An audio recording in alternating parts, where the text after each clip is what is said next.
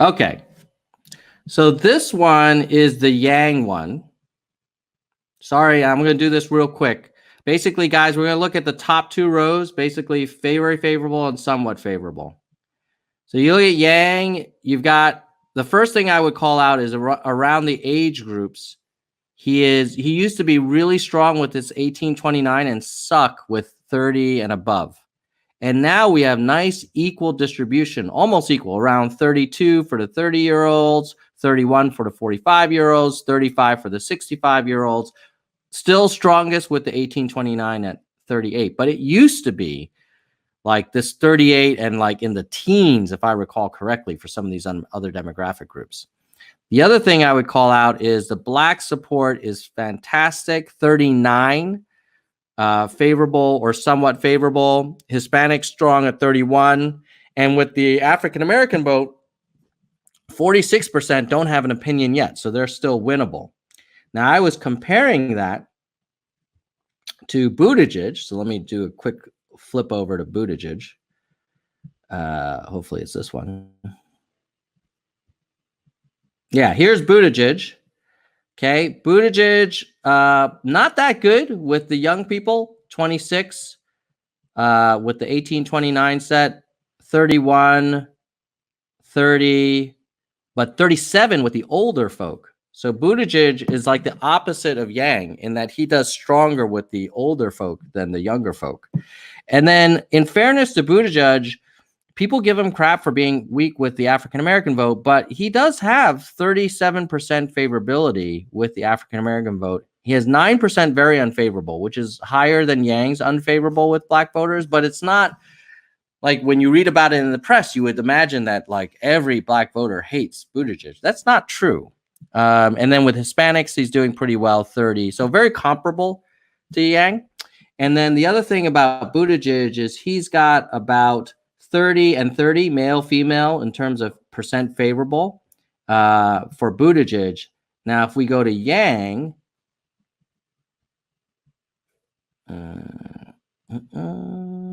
Chrome tab.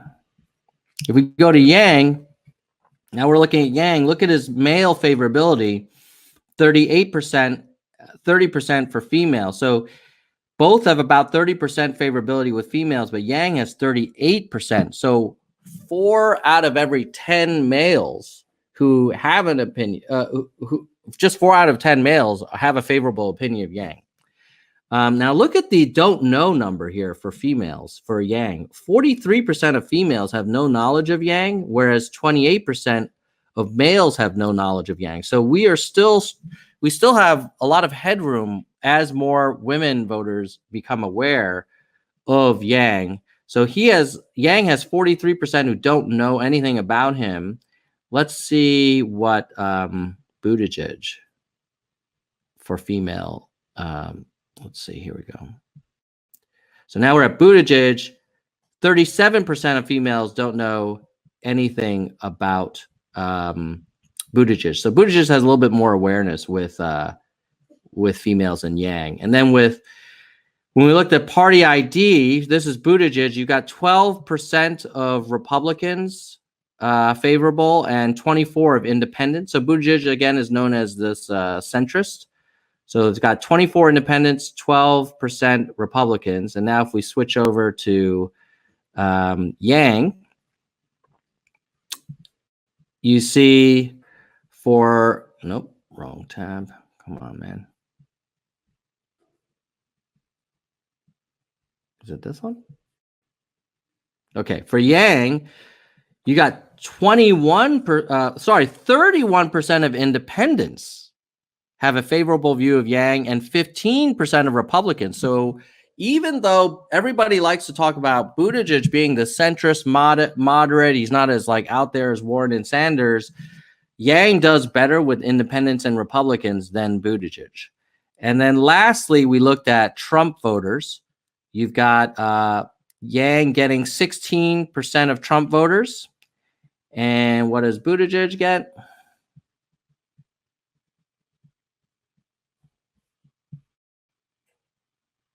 Buttigieg under Trump voters gets 12%, 10 plus 2. So Yang does better with Trump voters than Buttigieg.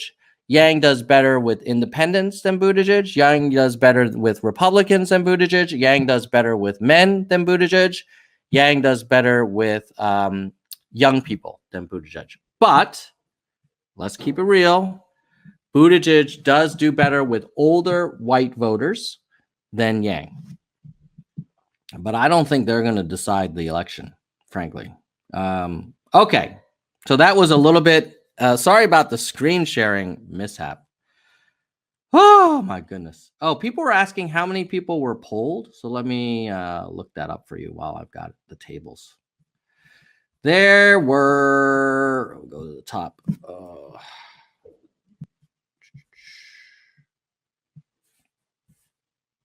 Come on, man.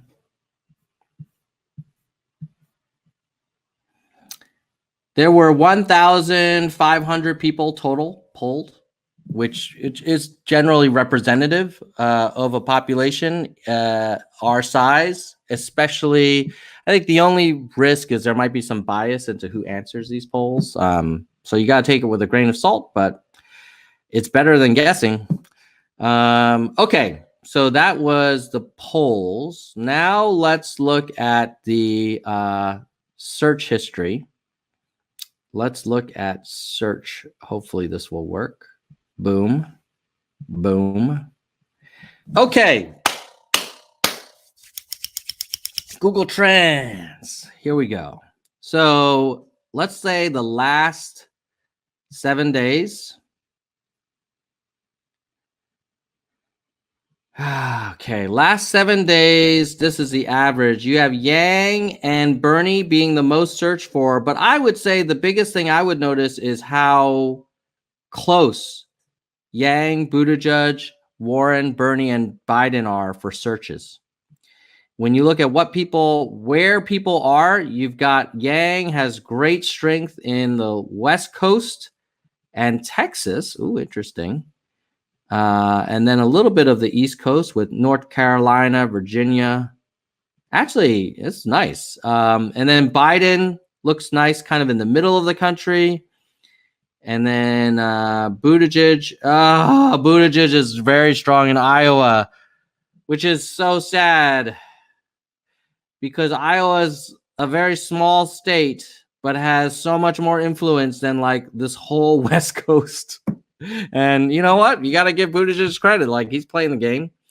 Obviously, he's strong in Indiana being his home state. And unfortunately, Buttigieg is also strong in New Hampshire. So these two tiny states that probably are a very small percentage of the national economy and population are where Buttigieg is having outsized performance. And then you've got giant states like Texas, California, New York. I would argue those are probably some of the three biggest states in the country when you count it by population and economy, where Yang has the most interest. Unfortunately, they are not going to determine the nominee as much as Iowa and New Hampshire will, which is kind of sad. But yeah, okay. And then in terms of what people are searching for when they search for Yang, they're searching for Wine Cave, who won the debate, there are actually some people are searching for other people and then arriving on Yang content. So that's nice. And then for Buttigieg, they're searching for Kevin Costner, Warren net worth. I guess that was the Buttigieg attack on Warren for being wealthy. For Warren, they're looking up for her quip about being the youngest female being elected. For Bernie, looking up I'm not sure who Eliza is. I imagine that might be his wife. And then in shorts. Oh, I think that was in Saturday Night Live. For Biden, stuttering.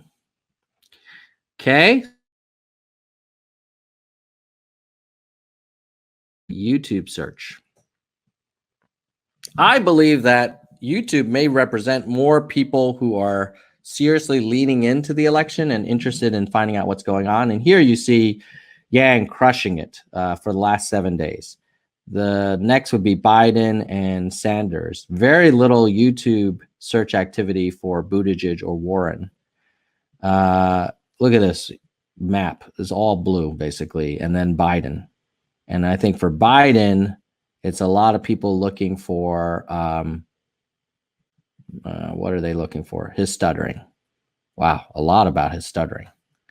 Whereas for Yang, they're looking for his quip about the wine cave and the debate highlights, and then his post-debate interview, which is all great. So it's generally like we are still doing fantastic for web searches. In summary, very encouraging. If the internet is more representative of where voters are interested in, specifically Google and YouTube searches, then we're in really good shape. But freaking Buttigieg is also strong with this whole internet thing in Iowa and New Hampshire.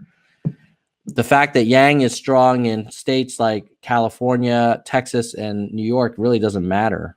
Obviously, California primary has moved up a little bit this time, but you'd almost rather be stronger in Iowa and New Hampshire than Texas and California, even though the populations are so vastly different in size.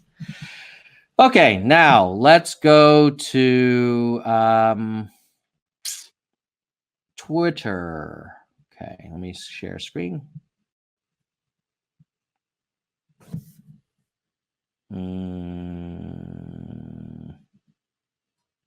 I think it's this one. Okay, so here you see total followers. We are the red, the Yang is the red. And you see, basically, we are catching up on Buttigieg. Like you could, if you look here, we were further apart than we are over here.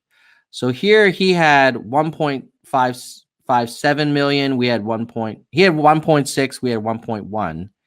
Here he had 1.1, and we only had 285K. So we were less than a third of what he was back as close as June. And now that we're in December, he's only about 40% more than we are. So that's fantastic. On the other hand, if you look at Warren, the purple, she had 2.5 million. We had less than 300K. So she had, you know, like 8 times as much as we did.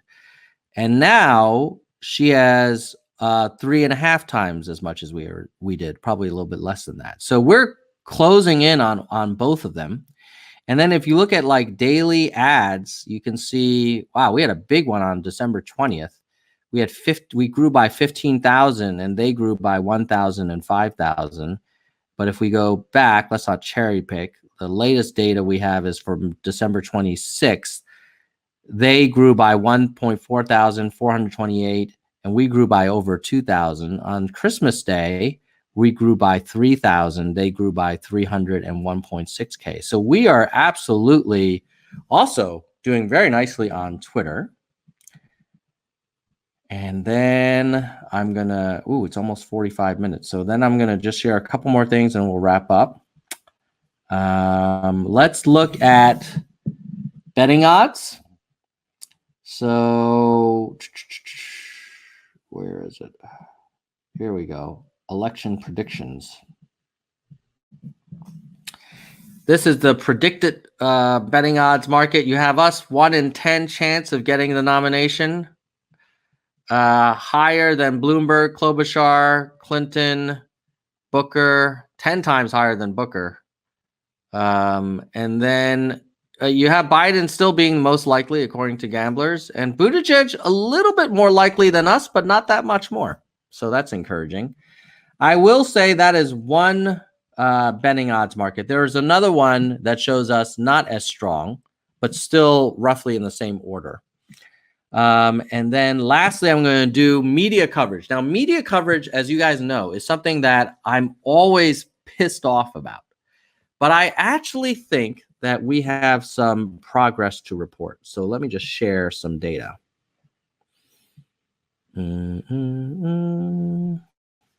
Okay, so here is the network television news coverage over time. This is ABC, CBS, NBC news coverage, right? News mentions. And if you go back to, like, let's say July or September, you see like Beto getting mentioned. You see Biden getting mentioned a bunch of times. Warren, Sanders, but you also see Yang is basically zero, right? Look at this. All the way through. Now we go in October. You look at the Yang line, which is right to the left of my arrow, about an inch left. You see 0, Yang 0, 0, 0, 0, 0, 0, 0. Yang 0, 0, always Biden, and someone else, right? Yang 0, 0, 0, 0. But now, if you go all the way back to, let's say now the last one we have is December 24th. Yang still at 0, but Yang, I kind of felt like he did get a little more action to maybe December 20th. No, maybe the network news is still locking us out. Yeah, it's still Biden, Bloomberg. Buttigieg got 3. Why? I have no idea. Biden got 2 mentions on December 9th. December 10th, Bloomberg, Biden. December 11th, Bloomberg, Biden. December 12th, Bloomberg, Sanders, Biden. So in terms of network news, the Yang media blackout is for real. Although December 21, we did get 2 mentions. That's probably right after the debate. December 20th, nothing. December 19th, nothing.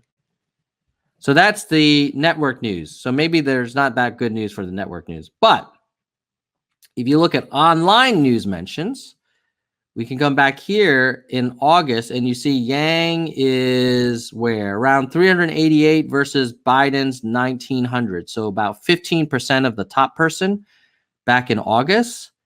But if you look over here, look at this.